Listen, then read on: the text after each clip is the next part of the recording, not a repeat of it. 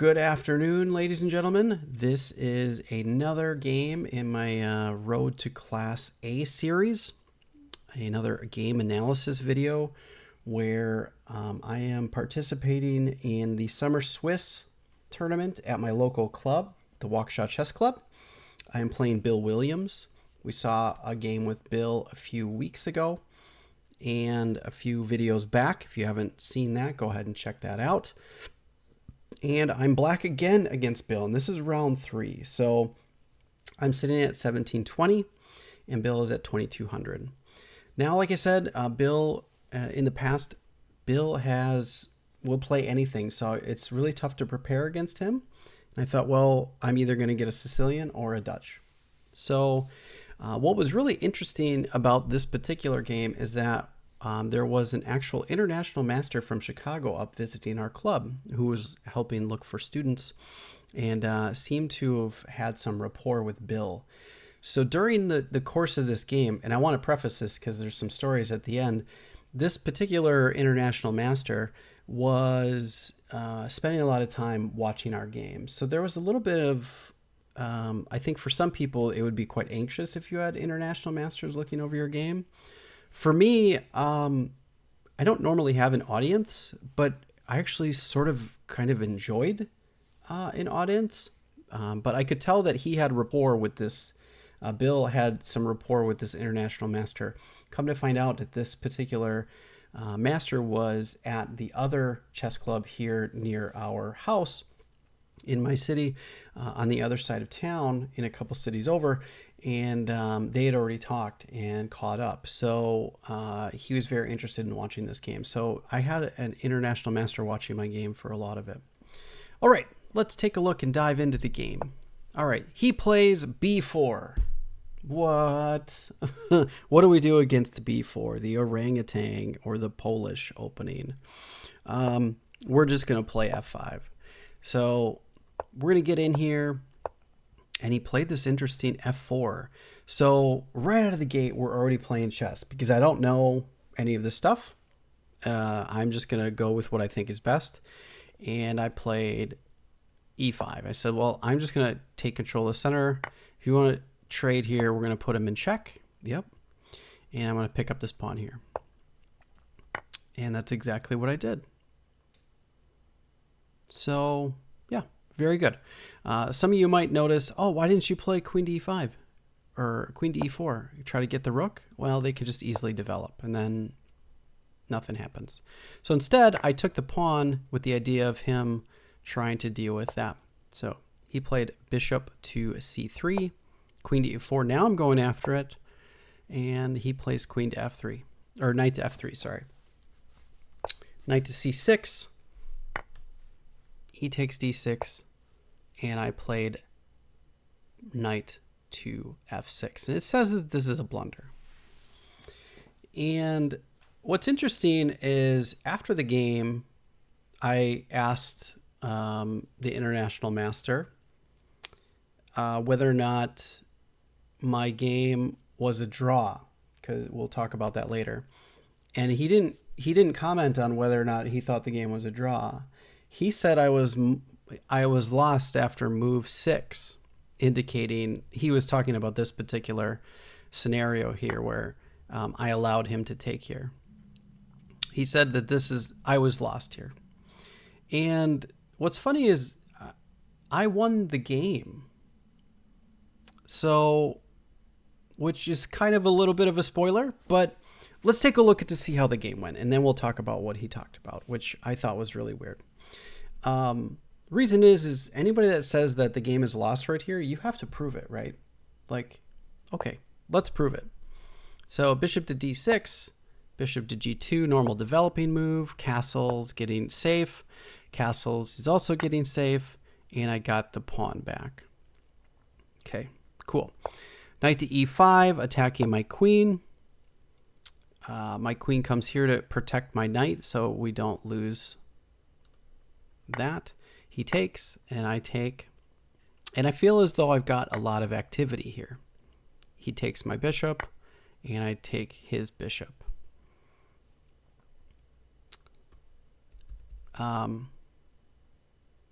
Sorry, I'm reading my note here. Bill, I can tell, is doing anything that any master would do in any type of position. I've given up a whole bunch of pawns, and now he's just trading pieces down to be up in a winning endgame, right? So what's interesting is he's done that, but the evaluation right now is actually quite even. So, and I've got this bishop pair that could be very difficult to deal with. So he does kind of kick my queen around a little bit. Queen to c4, queen to e1. And this was one of the many critical points in the game, I believe, like this spot right here. There might have been a whole bunch of others, but I feel like this is the key point in the game where I have to really choose the right way to proceed. I'm only down a pawn, but I do have a lot of compensation. Or do I have compensation? It really is the question. And I feel as though I do. I have the bishop pair, and I have a lot of open lines. So coming up with the plan here for me was really, really hard to do. And it was tough. This is a new position, and it's not typical Dutch structure. So I was like, I really had to try to figure out what to do here. So I came up with bishop d7. And reason being, I think here, as you can see, there are some really interesting ideas on how to improve my position. I did see a lot of these ideas, but he's going to get some quick attacking stuff.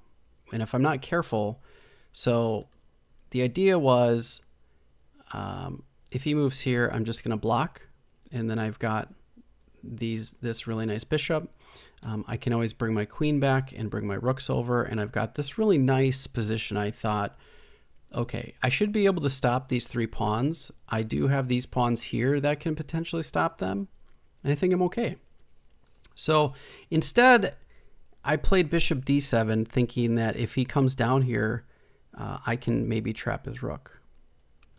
So rook to b1, which is exactly what he played. I played rook a to f8, and he played exactly how I thought he would. Bishop to b6, e3, and bishop to e6. Probably better would have been here, and I tried to calculate a whole bunch of things to see if there was a way to trap his rook. And I think maybe there was, but I've missed it. I did consider this a move before, and I wonder if it's still possible. It does kind of look that way. However, I think I should have maybe brought my rook here. So I should have brought my rook here first, and then got this particular move, and then tried to go after the rook. But like you see, it takes a lot of moves, and it's very slow. So I didn't really know exactly how best to handle this. And I thought, well, let's just overprotect my pawn. When he comes down, I'll move my bishop out of the way. And I did that. I brought it up here. I did consider coming back to c8, but he plays rook to f4. I got to get my queen out of the mix. And here I made my first mistake. Better would have probably been just taking the pawn and allowing him to do something like this, because now he's pinned. And if he takes here, then we get this. And it's still a game. A tough game, but still a game. So instead I played queen to b5, thinking this was the best way to go. And he did this, and then he played a4. And I completely missed this scenario, and I was like, oh man. But I still have a move, queen to c5, queen to b1, and the pawn is going to drop. So I'm already resigned to the fact that I'm going to lose that pawn. Okay, fine. That's okay. I can get this pawn. I can maybe get this pawn, but I have to be careful. And I feel as though I'm finding really good moves, and I'm spending a good amount of time trying to figure out what to do. I play bishop to d5, attacking his bishop, and he went after the pawn. So he allowed the bishops to get traded, which I don't think was ideal. And I played queen to d5 so I can pick up the center pawn. And that's what I did. Queen to b3, king to h8, getting out of this long diagonal. And he played queen to d3. And I thought for a while here, I spent a fair amount of time. What move is it? 29? Move 29. Yeah, I spent a couple of minutes, 5 minutes trying to figure out what to do, how best to handle my situation. He's piling up here. I have to deal with this a pawn. I'm down a pawn, but I think this is very drawish. I feel as though it could be drawish. It's not right now, but I feel as though it could be. And just for reference, the evaluation here is plus 1.1. So it is favored to white, obviously because they have this pawn. But that's just because of an extra pawn. If I pick up another pawn, it's going to be even, right? So he plays queen to d3, and I played queen to e1. I was expecting him to maybe move the rook back, but I think he wanted to keep that up here, which is fine. King to g2, and I thought, okay, well, I'm going to get my queen out of the mix because I don't want to get it trapped. So I brought it back to a5, attacking the rook. Rook to b7, and there's definitely some things to deal with here. I could potentially have a weak back rank. I've only got one piece there. But I came up with this idea that I think works really well. And it doesn't like that move because it wants me just to get a free square. And that makes sense. I probably should have done that. That's obviously the best move. But I played rook to d8, expecting this type of scenario. I thought, oh no, now I'm kind of defending, but it's okay, I think. It says I probably should have played rook to g8 instead. So, and then queen to d2 attacking my queen. And it's still a game. Instead, he played rook to f7. That should have probably been a better move, which is rook to a7. Queen to a7. There's no way to save the queen. I have to get it out. Actually, now that I'm looking, I could have played here. Interesting. Okay, so I'm still missing. I still missed something even in my former analysis. I have to take a closer look at that. He plays rook to f7, and there's some tactics. Like if I move here, it's checkmate, right? So let's play that out here, here, here, here. If I take here, he gets this, here, and here. So we can't do any of that. That's all bad. He played rook f to f. He played rook to f7, and I played g6, thinking, okay. He said this was a blunder. The international master told me this was a blunder after the game. Because this was probably a better move. Rook to d7, to which might appear I cannot, mate can't be stopped if he played this. But I really think it is quite possible. With rook takes, yeah.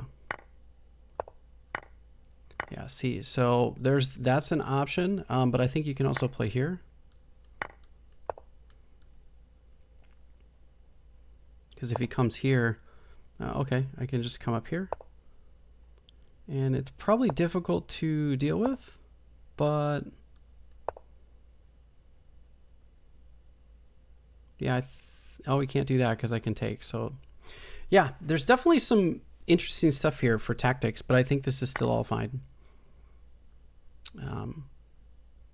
So after g6, he played rook takes f8, and I played rook takes f8, and he played queen to a3.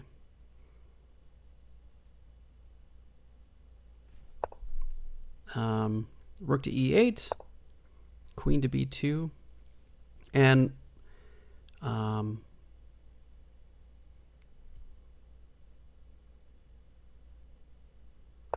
I played queen to e5, and I offered a draw because I thought, well, this is really difficult to deal with, and converting that pawn is going to be hard. I thought that this was very drawish, and I felt that I had enough time to be able to say, yes, I believe that this is a drawn position. Now, Bill being Bill, he thought for a minute, and then he did not take the draw, and he played a5. And then I played c5, and he resigned because you can see why. He's got to move, and then I can win the queen. He can't come here. So at this point in the game, I said, you know,